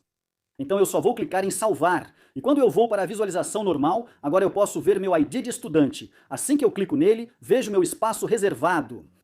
Ele não permite colocar uma letra direto. Se eu digitar, por exemplo, W e depois números, ao tentar inserir o primeiro nome, não funciona. Ele não vai deixar porque eu usei zeros para a máscara e está me forçando a usar ali. É L e 5 zeros. Eu tenho que colocar 5 números. Caso contrário, não vai funcionar. Não vai me deixar prosseguir e isso vai me impedir de cometer erros. Então é isso que são as regras de validação. Então eu só vou fechar, não preciso salvar, deixa eu só clicar em cancelar. Porque agora que eu comecei a digitar algo, é só apertar Escape. Pronto! Beleza, posso fechar essa tabela e agora vou em criar tabela e vou criar a próxima tabela de novo. No modo de design vou chamar isso de tabela de teste. Home. E novamente ele me dá um campo de ID aqui. Novamente eu posso deletar ou simplesmente mudar direto, e é isso que vou fazer desta vez. Na minha tabela de teste, o primeiro campo será o STUID, que servirá como chave estrangeira no relacionamento. Depois, incluo o STUID, número e nota do teste. Não vou me preocupar em colocar novamente os 6 caracteres e o estudante e tudo mais. Só vou me preocupar com essa regra de validação específica entre 0 e 100. Assim, não demoro muito fazendo isso. Então, se voltarmos... Agora, vou apenas mudar isso para ID do aluno. Vou clicar aqui para remover essa chave, pois não quero que seja uma chave primária. Lembre-se, estamos criando um relacionamento de um para muitos. E na tabela de alunos, o ID do aluno, na tabela de testes, o ID do aluno vai aparecer várias vezes toda vez que colocarmos os resultados dos testes deles. E eu quero que isso seja texto curto de novo, eu deveria colocar aqui, na verdade, posso simplesmente fazer isso para ficar completo com 6 caracteres.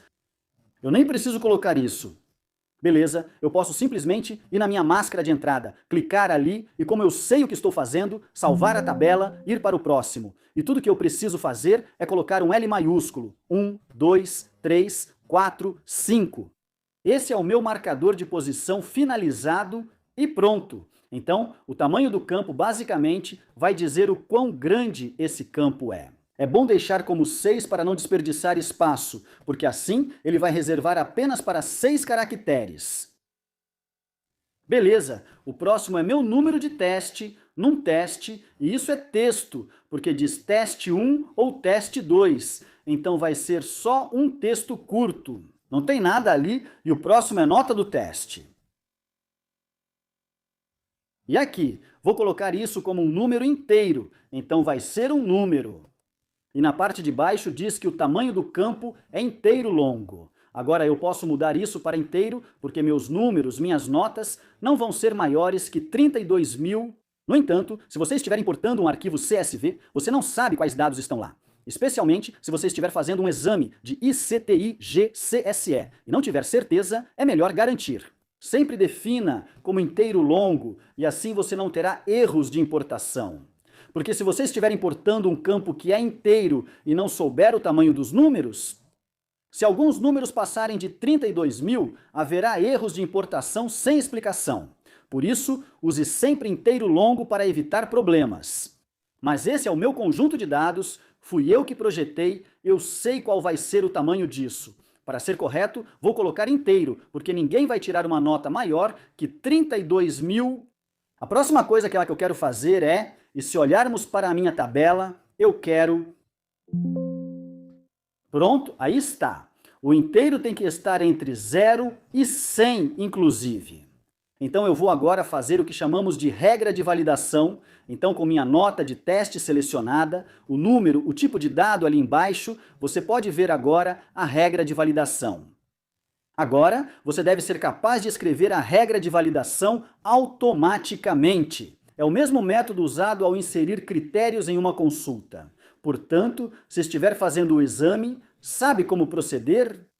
Você também tem esses pequenos menus de pontos aqui que te dão, por exemplo, operadores. E eu posso dizer que tem que ser maior ou igual, então eu quero maior ou igual. Então, vou clicar nisso. Ele coloca em 0, e aí eu quero e menor ou igual. E esse é o problema disso. Veja, ele te dá aquela expere. Pede uma expressão. Eu não quero a expressão. Ok, menor ou igual a 100. Então, meu critério é que o número que eu dou tem que ser 0 ou mais, mas também tem que ser 100 ou menos. Você não quer usar ou aqui em vez de i, porque se você disser maior que 0 ou menor que 100, então isso são todos os números. Isso vai de menos infinito até mais infinito. Ok, então tenha cuidado com a lógica. Clique em OK e veja que ele coloca ali. Você também pode digitar isso direto aqui. Então, se você souber como escrever o critério, pode simplesmente escrever seu critério, sua regra de validação ali. Agora você também tem o seu texto de validação, e essa é uma mensagem que a pessoa vai ver quando fizer algo errado. Então, por exemplo, a nota deve estar entre 0 e 100.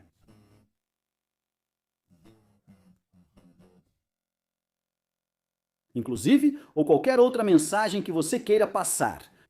Então, quando você terminar isso, pode clicar em salvar, ir para visualizar, e você pode testar isso novamente agora. No capítulo 7 do curso ICTI GCSE 0417, capítulo 7, ciclo de vida do sistema. Temos testes, então quando estamos testando, temos o que chamamos de teste de intervalo. E precisamos conhecer os termos dados extremos, dados normais e dados anormais.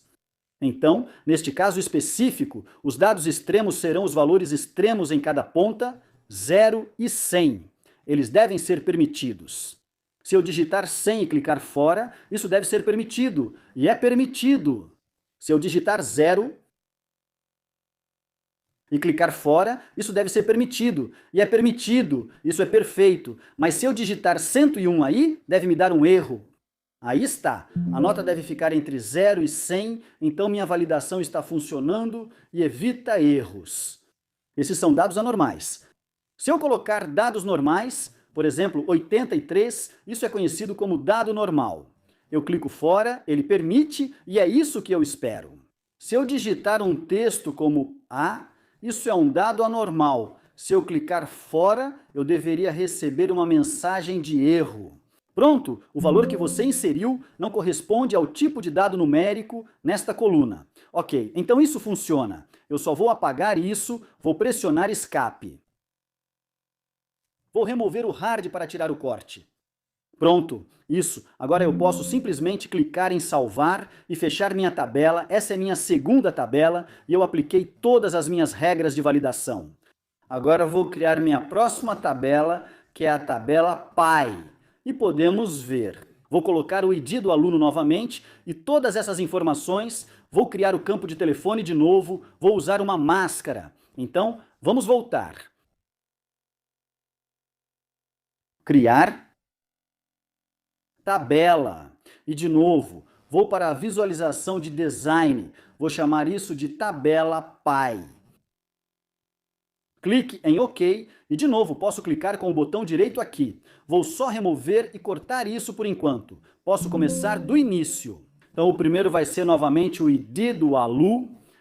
Não vou defini-lo como chave primária. Como disse, é um relacionamento um para muitos. O Access prefere chave primária, mas não é obrigatório. Meu ID de aluno vai ser texto curto de novo. Vou fazer isso rapidamente, no máximo 6 caracteres. Vou criar uma máscara de entrada. Sim, salvar a tabela, ir para o próximo, e minha máscara vai ser letra maiúscula L. E 1, 2, 3, 4, 5 zeros. Depois de finalizar, isso é adicionado. Consigo ver minha máscara de entrada ali. Então eu quero o primeiro nome,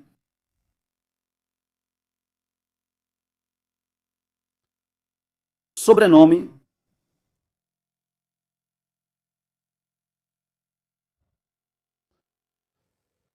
e-mail,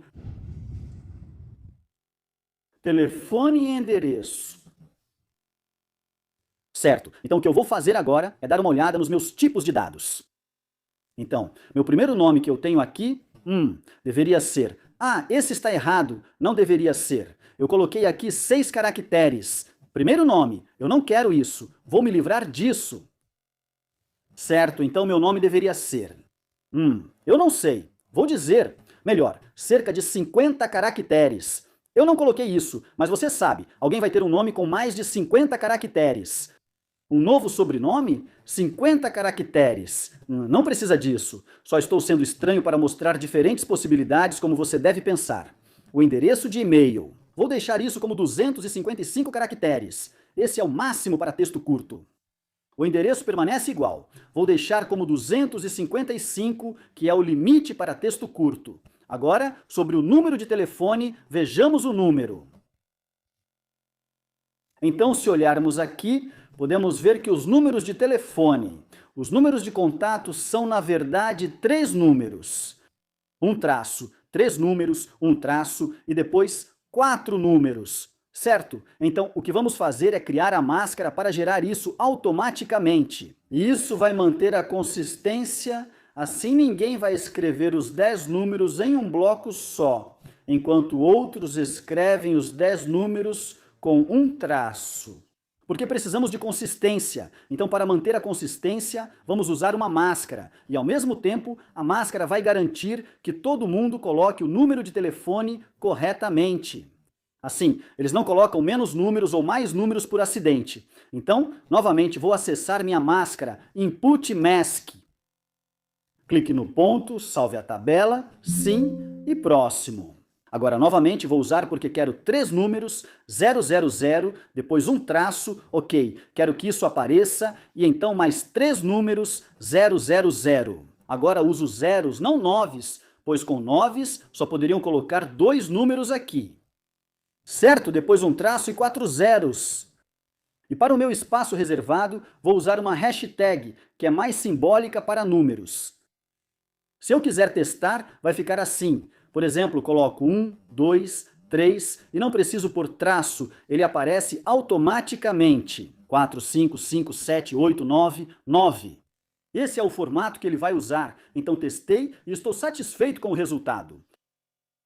Certo, e para o tamanho do campo do número de telefone, vou colocar no máximo 12, porque são 12 números, 10 dígitos e 2 traços. Ótimo, vou clicar em salvar. E agora, quando venho aqui, posso ver, aí está. Quando eu for adicionar meu número de telefone aqui, aparece o símbolo de hashtag e posso colocar meus números. É só digitar os 10 números. Não consigo escrever mais nem menos, pois se tento usar menos números, não permite. Você percebe isso? E eu não consigo digitar acidentalmente um O no lugar do zero, porque ele só aceita dados numéricos. Ótimo. Minha matrícula de estudante, de novo, tem o mesmo formato. Tem uma letra, certo, onde precisa ser uma letra. Eu não posso digitar um número, tem que ser uma letra. Por exemplo, W, e depois 5 números para ser aceito. Vou clicar com o botão direito e bater palmas para deletar. Pronto, minhas tabelas estão criadas. O que eu preciso fazer agora é criar o relacionamento entre as tabelas, que é basicamente isso aqui. Então, quando estamos criando o relacionamento para as nossas tabelas, podemos ver. Desejamos vincular o ID do aluno da tabela de alunos aos IDs correspondentes nas tabelas de testes e responsáveis, estabelecendo relacionamentos um para muitos. Vamos fazer isso agora rapidamente, pois é bem fácil. Vamos acessar as ferramentas de banco de dados no Access a partir daqui. E agora vamos criar um relacionamento no Access. Dependendo da versão e configuração, alguns relacionamentos podem aparecer automaticamente aqui. Ignore-os e apenas role para baixo, pois o Access os coloca por padrão. Isso deixa buscas e consultas bem mais rápidas. Ele faz isso para você, pode ignorar. Vou rolar um pouco para baixo para não vê-los. Quero adicionar minhas 3 tabelas e criar relacionamentos entre elas. Temos aqui em cima. Posso adicionar tabelas clicando em Adicionar tabelas ou com o botão direito em Mostrar tabela. Vou optar por adicionar com duplo clique em cada tabela. Adicionou uma tabela extra por engano? Selecione e exclua, pois poderá causar problemas depois. Beleza, então o que eu vou fazer? Vamos mover essas aqui para o meio. Aqui estão minhas tabelas agora. A primeira. Quero relacionar o ID do aluno da tabela de alunos com o ID do aluno na tabela de responsáveis, tornando este último uma chave estrangeira. Para fazer isso, eu simplesmente clico nesse aqui, seguro, arrasto e solto em cima do ID do aluno. Agora aqui, ele está me dizendo que está criando um relacionamento de um para muitos. Podemos ver que ali, entre o ID do aluno da tabela de alunos e o ID do aluno da tabela de pais, eu clico em criar, e aí está o meu relacionamento. Repito o processo na tabela de testes. Clico na chave primária do ID do aluno na tabela de alunos e arrasto até o ID do aluno em testes. Solte, largue. E agora podemos ver aqui, aquele ali. Algumas pessoas me perguntaram, nos meus tutoriais em vídeo, não deveríamos marcar, aplicar integridade referencial? Eu não vou entrar nesse assunto. Você não precisa fazer isso para os exames IGCs, IGCSC. Isso não é um requisito. E eu não vou entrar em muitos detalhes sobre o que isso significa agora. Mas, essencialmente, o que aplicar integridade referencial quer dizer é o seguinte: se eu fosse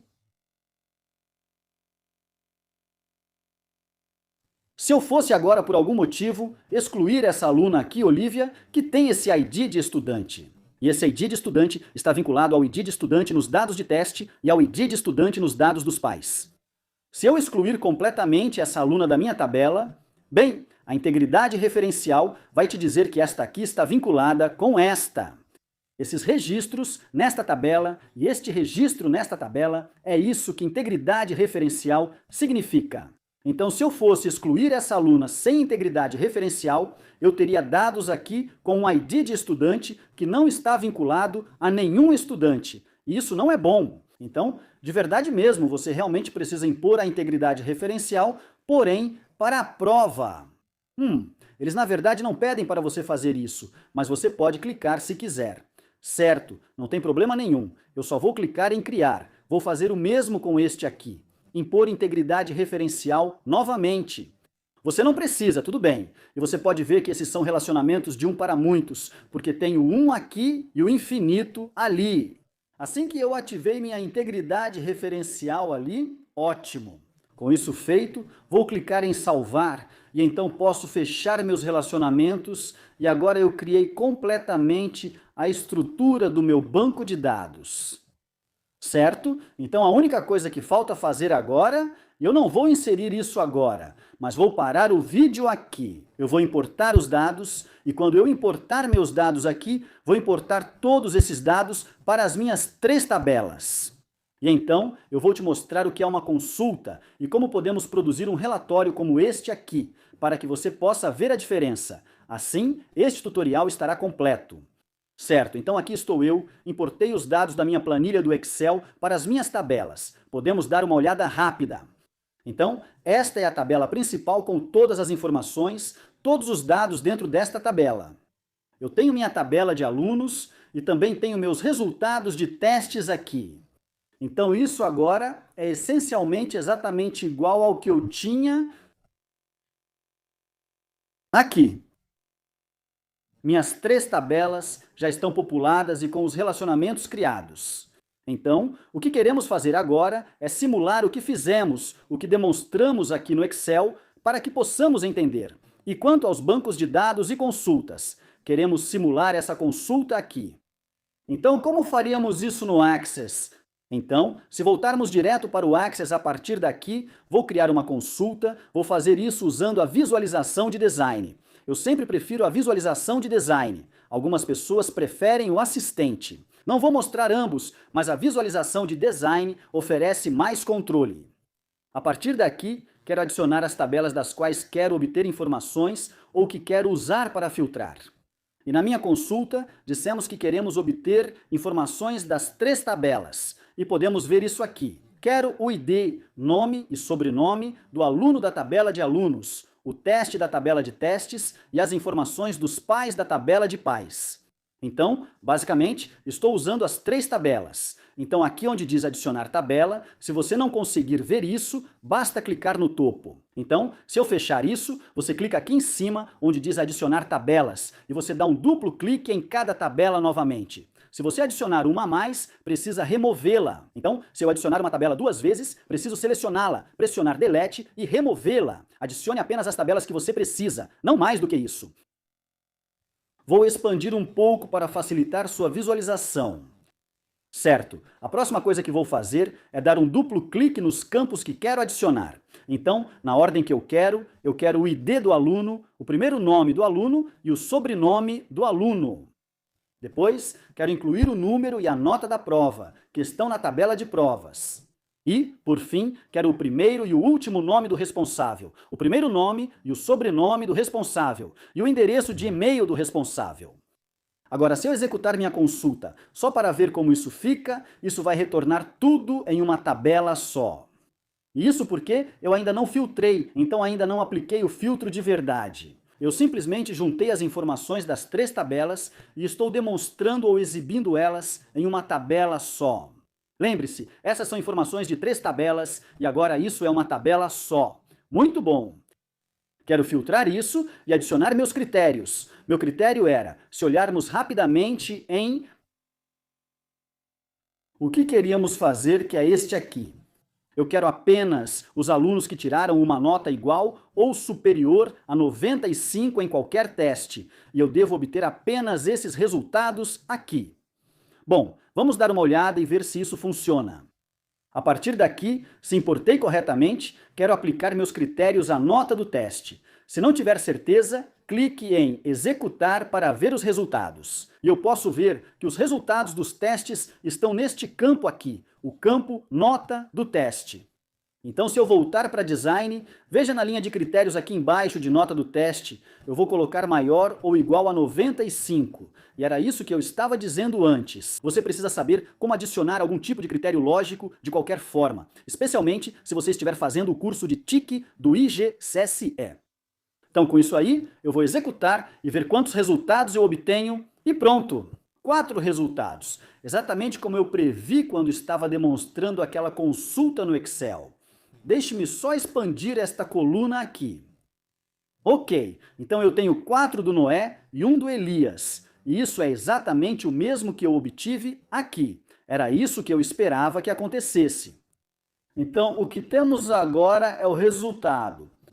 Isso agora é informação. Isso é informação, porque foi isso que eu pedi. Eu apliquei critérios para filtrar os dados, para que eu pudesse obter a informação que eu precisava dos meus dados, do meu banco de dados. E meu banco de dados é composto por 3 tabelas. E dessas 3 tabelas e de todos esses dados, agora eu tenho informação. Certo? Agora, essas informações estão exibidas nessa forma tabular que não é muito amigável para o leitor.